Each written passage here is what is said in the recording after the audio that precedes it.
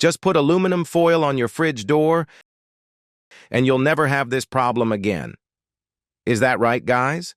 I'm sure you've never used aluminum foil in this way, but once you find out what it's used for, you'll be rushing to try it out at home.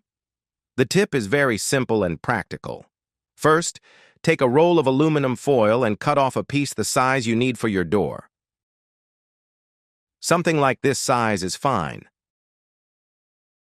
Now open the fridge door carefully, place the foil on the rubber door, then close the fridge as normal. Once you've done that, pull the foil off and watch. See how easily it comes off? I'll do it again to show you more. You put the foil in, close the door, and when you pull, it comes out without difficulty. This means that the rubber on the fridge isn't sealing properly.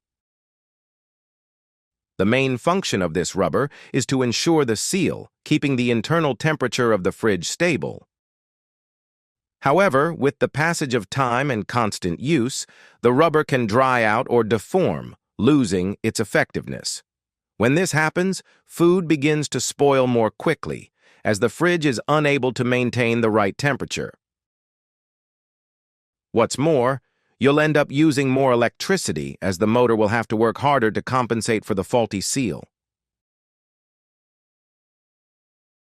Another common problem is the fridge door not closing properly. In these cases, many people call in a technician to sort it out. Most of the time, however, the technician condemns the rubber and suggests replacing it. This can be costly, as you'll need to buy a new rubber and pay for the labor. But before you spend any money, I'm going to show you a simple and practical solution that can solve this problem in your home. First of all, go to the back of the fridge and unplug it for safety. Next, you'll need a heat blower. If you don't have one, you can use a hairdryer instead, as it works just as well. Turn the appliance on at the lowest setting, keeping a safe distance. Start passing the heat along the entire rubber of the door. Make gentle, continuous movements covering the entire rubber area. This process should take approximately 5 minutes. What happens here is simple.